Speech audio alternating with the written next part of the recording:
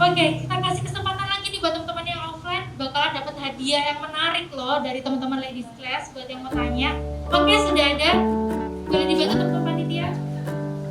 Sebutkan nama lalu pertanyaannya ya, Pak.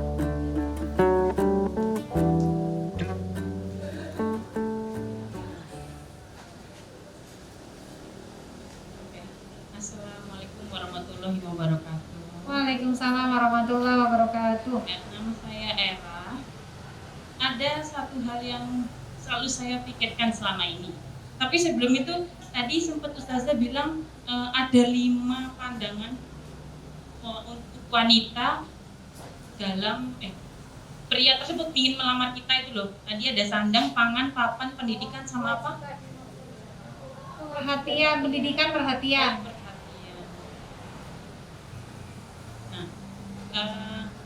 Saya tadi sedikit mencermati, mungkin sekiranya pertanyaan saya ini agak di luar dari Asia, karena kan statusnya Asia ini kan sudah memiliki suami, sedangkan cerita saya ini intinya belum. Bagaimana cara kita tetap istiqomah dalam beribadah, namun dalam kondisi begini, kita ini mutlak sebagai wanita karir, di mana dia selalu hektik dengan pekerjaan, belum lagi otomatis bosnya yang seperti ini, partner pekerjaan seperti ini, belum lagi dari keluarga yang seperti ini. Dia sudah, intinya dia sudah beribadah dengan menurut dia tuh dia sudah kusuk. Dari baca Quran, sholatnya, baik sholat malam maupun sholat fardu ya. Kemudian bersedekah juga sudah, ikut kajian juga sudah. Tapi hatinya tetap merasa kosong. Tetap, kadang dia berpikir begini, ibadahku ini menurut aku udah benar, tapi kok tetap saya merasa kosong gitu loh. Nah itu bagaimana ya agar tetap istiqomah seperti Bu Asia? Apa memang beribadahnya itu memang tidak khusyuk, atau kurang bersabar lagi, atau memang Tuhan belum mereken kamu gitu loh selama ini? Bagaimana ya? Tolong penjelasannya, terima kasih. Sama-sama, Mbak Ella, Era, Masya Allah, maaf ya Mbak Era, Masya Allah.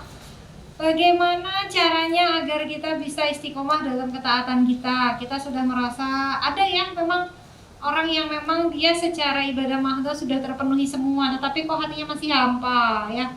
Ingat bahwa ala bidzikrillah tatmainnul qulub, ingatlah hanya dengan mengingat Allah hati akan tentram. Instrumen mengingat Allah, Allah sudah turunkan syariatnya. Minimal sehari semalam kita sholat fardu 5 waktu. Itu instrumennya. Artinya kalau misalkan hati masih hampa, berarti kita baru sampai pada level menjalankan kewajiban. Mungkin belum sampai esensi bahwa ibadah kita ini adalah untuk mendekatkan diri kita kepada Allah, untuk mengingat Allah dan lain sebagainya. Oleh karenanya sekali lagi, apakah saya salah dalam beribadah? Saya nggak bisa bilang salah ya. Kita sudah berusaha, kalaupun ternyata masih belum, berarti bukan salah, tapi kurang sempurna. Ayo disempurnakan lagi. Nah, kenapa hati masih hampa? Berarti level hati ini menginginkan ibadah tersebut itu bukan sekadar kewajiban. Level hati ini menginginkan bahwa ibadah tersebut itu benar-benar sebagai sarana mengingat Allah. Kalau sudah mengingat Allah, maka semuanya, ini saya bilang semuanya ya, karena memang sesemuanya itu, bahwa orientasi hidup kita itu hanya untuk Allah. Mulai bangun tidur sampai tidur lagi, kita itu untuk Allah aja. Kita milih pekerjaan untuk Allah, kita milih pasangan untuk Allah, kita berumah tangga untuk Allah, kita mendapatkan penghasilan rezeki melalui pekerjaan kita kembalikan lagi untuk Allah. Kita berpakaian untuk Allah, kita makan untuk Allah, kita ngapa-ngapain itu karena Allah. Nah kalau sudah sampai level itu, saya yakin nggak mungkin hati hampa. Nah hampa tuh kayak ada yang ditunggu, mungkin udah kosong. Betul. Oh udah gini-gini tapi kok nggak apa itu nggak tahu. Itu tuh pertanda bahwa hatinya hidup. Allah tuh kalau cinta banget sama hambanya, ini ingat ya, Allah tuh kalau cinta banget sama hambanya, Allah tuh cemburu kalau kita itu mulai nyuekin Allah. Itu cemburu, dan bentuk cemburunya tuh macam-macam. Mulai kalau misalkan kita masih masih berbuat maksiat, kemaksiatan kita itu diungkapkan sama Allah. Kalau misalkan ketika kita nggak berbuat maksiat nih, tapi masih suka lalai, maka hati kita itu dibikin gelisah, dibikin hampa, dibikin kosong. Atau kalau misalkan apapun lah, pokoknya ada aja ujiannya, padahal kita udah sholat, udah bener kok, ujiannya ada aja. Berarti apa? Allah tuh cemburu, Allah tuh sesayang itu sama kita, secinta itu sama kita. Gak pengen ada di hati kita yang seharusnya hanya Allah, gak pengen ada yang lain gitu. Dan kalau kita sudah sampai pada level kita beribadah itu hanya untuk mengharapkan cinta Allah, bukan sekedar menggugurkan kewajiban, maka Masya Allah, amalan yang paling Allah cintai itu adalah amalan mencintai Allah, mencintai karena Allah, amalan mahabbatullah. Kalau sudah sampai level itu Masya Allah, bahkan ketika kita baru pengennya di hati itu free ibaratnya ya. Jadi benar-benar surga yang didinikan di dunia.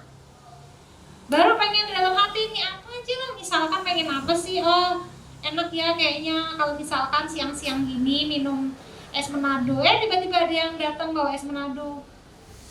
Misalkan lagi jalan-jalan gitu ya Allah semoga dapat parkiran enak, tiba-tiba pas parkirannya penuh ada mobil yang keluar atau motor yang bagaimana kita bisa masuk di situ.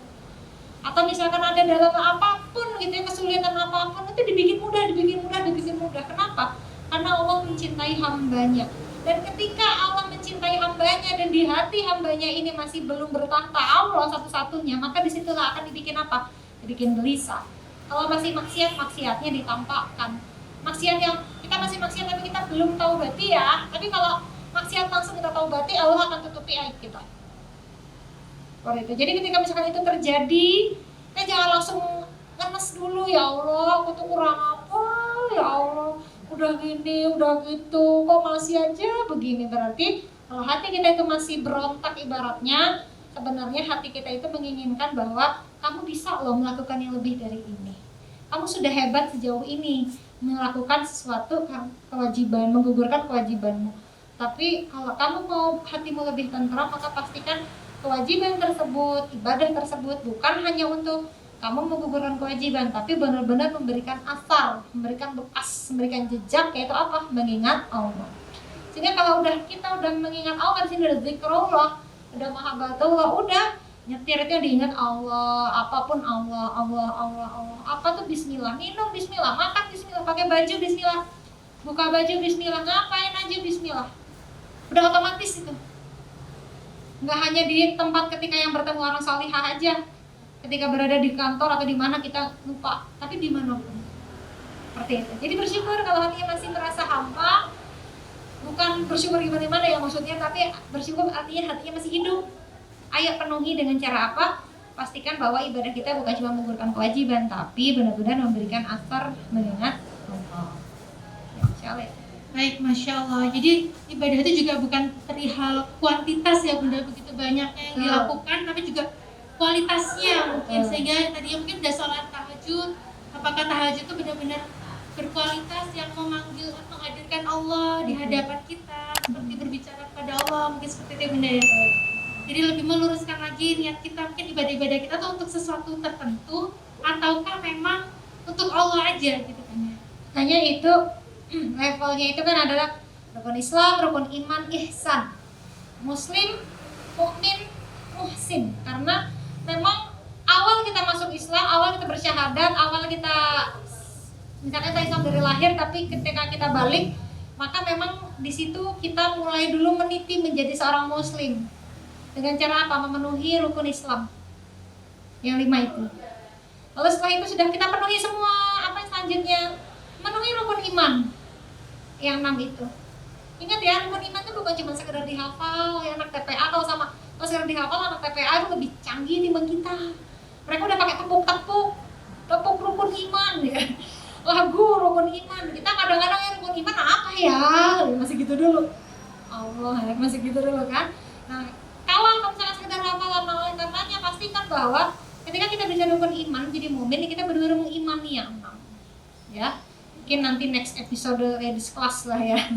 Lalu setelah itu level selanjutnya adalah menjadi seorang yang ihsan. Ketika menjalankan ibadah dan lain sebagainya itu hanya mengharapkan ridha Allah aja. Seolah-olah Allah melihat, mendengar, berada di hadapan kita, menyaksikan semua amal ibadah kita, perbuatan kita seperti itu.